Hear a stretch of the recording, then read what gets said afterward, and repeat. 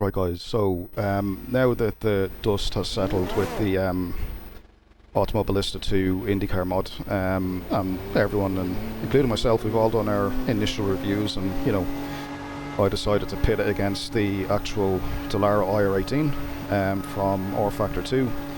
But I thought, you know, I did race it at Daytona, and Daytona was one of those tracks that, you know, let's be honest, it's limited on corners and corner types, right? You've got Sector 1, which is kind of one or two quick direction changes, and you've got maybe, you know, a handful of corners, but after that it's really just a straight banking and then a chicane, and then you're into, you know, Sector 1 again. So maybe not the best track to actually test the overall physics of the car. It is okay for a back-to-back comparison, but to test the actual physics, what I've done is I've come to this Corvello long circuit in AMS2, and anyone that hasn't driven this track, I urge you to get used to it, because it's one of those tracks that will test everything on every car, and I really mean that. It's got everything: slow corners, fast corners, heavy braking areas, light braking areas, quick direction changes, long sweepers. It's got absolutely everything, and of course elevation changes too on some of the corners. So just as I like to use Cordoba number 2 for my, let's say, lower powered cars like, you know, the Formula Inter and other stuff like that, I try to take my other stuff, which the faster cars, including this one, to this track. As I say, it's got everything. But I'm going to do a quick 3 or 4 laps to kind of see what the physics is actually like, and I'm going to be super critical. If this drives a bit poorly, I will say it, because I have to say, like, all I've done was the back-to-back test against RFactor. I thought I felt really good, but didn't get too deep into the physics, but now we will. So let's do a lap or two.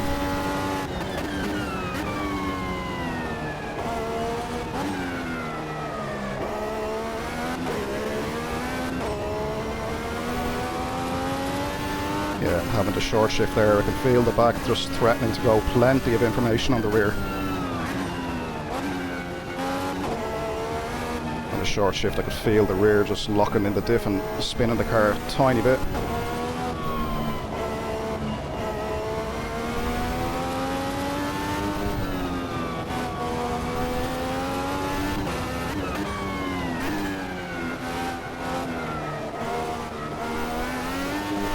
Yeah, being sloppy there, and the car's just drifting wide because I'm messing around with the throttle. That would be expected for sure.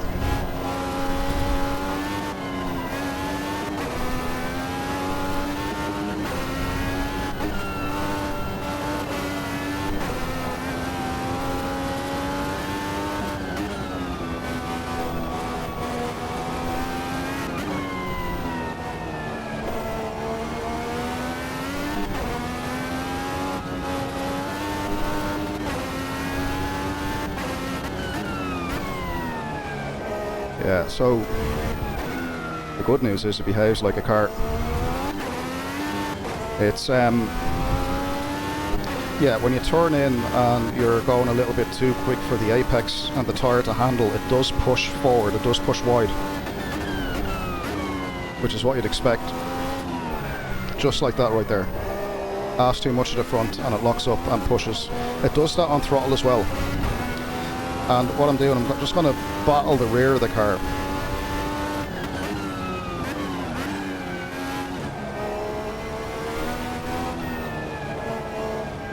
Yeah, as soon as I get back on throttle, the front wants to push a tiny bit.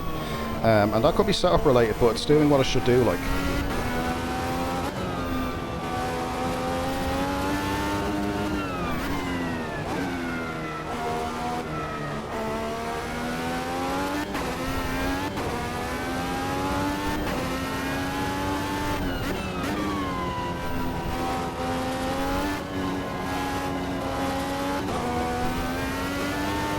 Yeah, when it comes on boost, that's when the back of it starts getting a bit squirrely.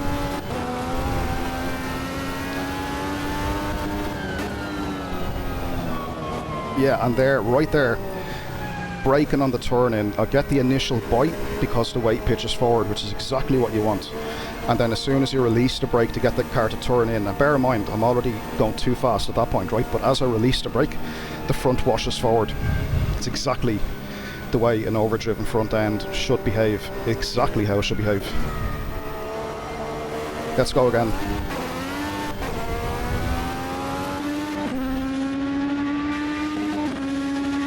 What a mod. The lap time was 1:39.0. Sector 3 is 5.3 seconds off your best. Okay, a bit of overdriving there, but we're all good. Let the back of it slide a tiny bit and fight with it. Brilliant. I can feel everything. I can feel what the car's doing.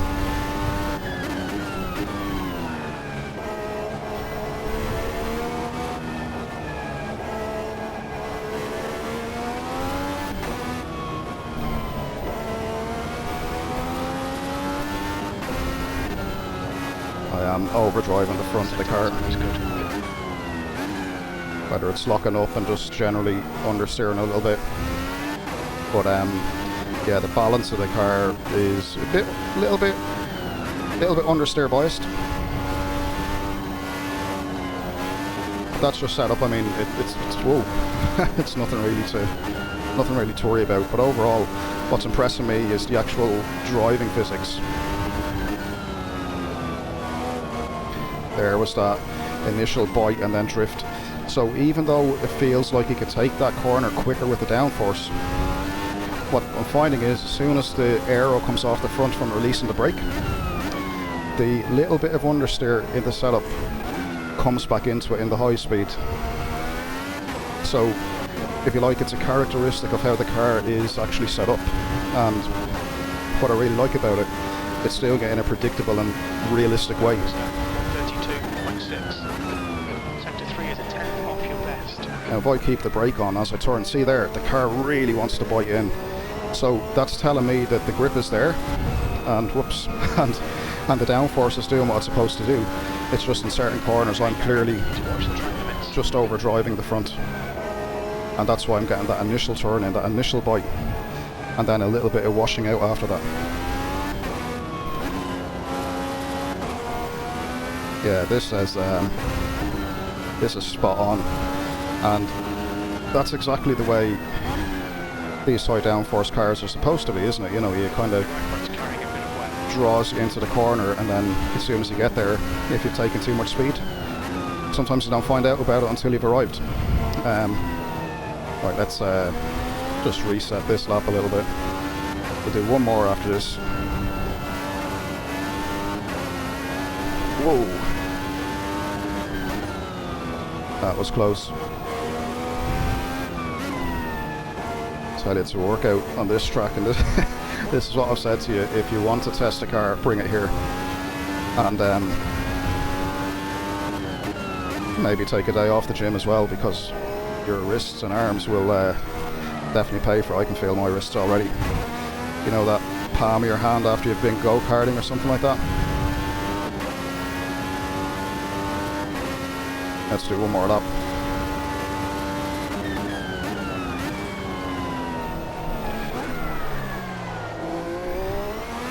Yeah, the front tires I think are absolutely cooked. Majority of that I think is for me just locking the front and driving way over what the limit of the front is, but I'm kind of doing that half intentionally as well, because in order to check the physics you have to overdrive at least one of the axles. Otherwise you're just driving around circles and everyone's going to be watching you just driving around, and you're not going to learn anything, and anyone watching this video won't learn anything. So yeah, but the direction change is solid, it's good with the downforce.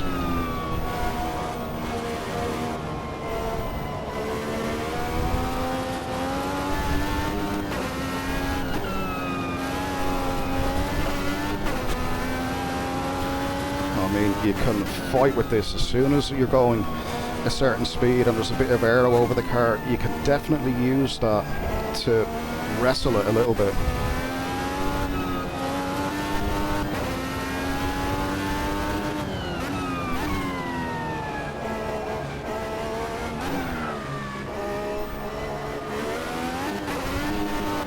Yeah, it does bite on you as well.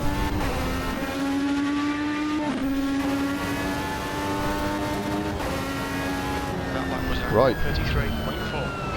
You're 2/10 off your best in sector 3. Alright, what do we think of that? Well, let us just pop on the replay. So, yeah, in a lot of cases, that car felt exactly how a car should feel.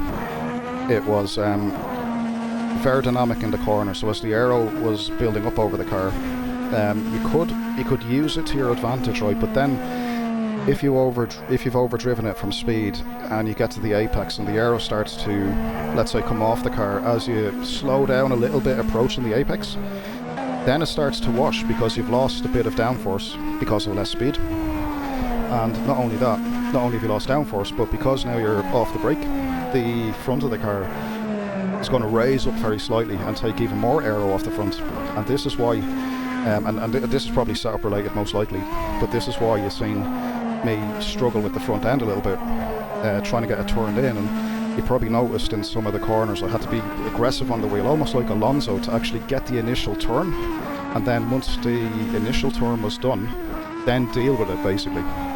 Try to figure out, okay, going into the apex, are we understeering, are we oversteering, and in combination with the throttle and the brake, try to balance the car in the middle of the corner.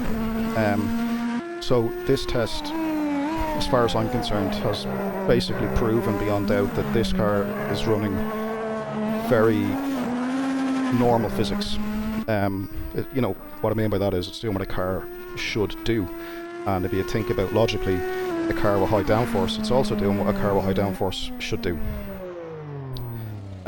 Yeah, very impressive, very impressive. We look at the onboards, yeah, it's cool, but you can see me locking up a lot of wheels, and I think that was just, yeah, probably a bit brake happy. I might just have to check the sensitivity a tiny bit, but I think in general I was struggling with the brakes a little bit. But yeah, like I say guys, having had a chance to, you know, unpack this car for a day or two after the release, and really force myself to think about exactly how the car is, not just in relation to RFactor 2's IR18, but how does this car handle, period, right? So how does it actually drive? What's the physics like? Is it realistic? Is it good? Is it sharp?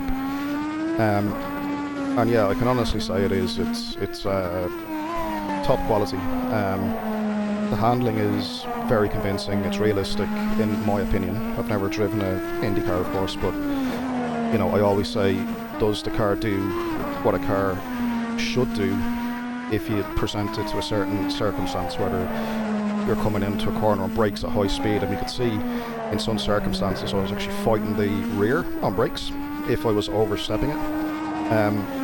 You see in a couple of snaps with throttle application, and even on a short shift with that kind of engaging of the diff, that slap on the driveline, like in the higher gear, like threatening to break the rear axle free. And then obviously seeing the front axle, how that behaved. But yeah, I have to say overall, really glad I've done this follow-up video, because yeah, it's allowed me to kind of get even more under the hood of this car. Really impressed with it. The physics, the handling model is excellent. The aero model as well goes with that. And it's one of those cars that if you drive in a certain way with a certain style, it will react to it. Like during that couple of lap test I've done, like I was testing kind of, let's say, slightly delayed braking into corners to see how it would behave with as much trail braking as possible, purely to keep the car dipped down, to keep the aero and the weight over the front as much as possible. And I don't know if you could notice once or twice that yes, the front end kind of dived in a bit better to the corner, you know, there was better bite on the front. And then, like I say, you know, times I've done that then, particularly in the high speed, when if you're trailing in at high speed, bear in mind you've shifted the weight forward, you've shifted the aero balance forward, and then as soon as you get to the apex of the high speed, you have to come off the brake, otherwise you'll wash out anyway. But what I found was, as soon as you came off the brake, the car would almost like very slightly wash, because the suspension rebounds back up and the aero then shifts rearward and the weight shifts rearward and stuff like that. So yeah, it's when you're driving it, basically what I got from it was you had to pay attention to the mechanical grip as much as the aero balance. which was really cool. It was really cool to do that. Yeah, we leave this one here, guys. Yeah, like I said, I'm glad I had a chance to revisit this and actually give it a really good in-depth review. This car is excellent. It really is excellent, and man, delighted it's in AMS2. So yeah, get and download it, buy the guy a coffee. What a car, and hopefully, I don't know what the story is about bringing these online. I haven't gone that far into mods with AMS2. I didn't even mod any of my AMS2 until this car got released, and I finally, you know, convinced myself into doing what I had to do, like with the various files and stuff like that. There's videos all over YouTube to figure out how to do it. There'll be one linked in this video as well. But yeah, definitely, guys, get in and do this. Get that car, give it a few drives. It is excellent. It really is. Yeah, we leave it there, guys, until the next one, and yeah, see you on track soon.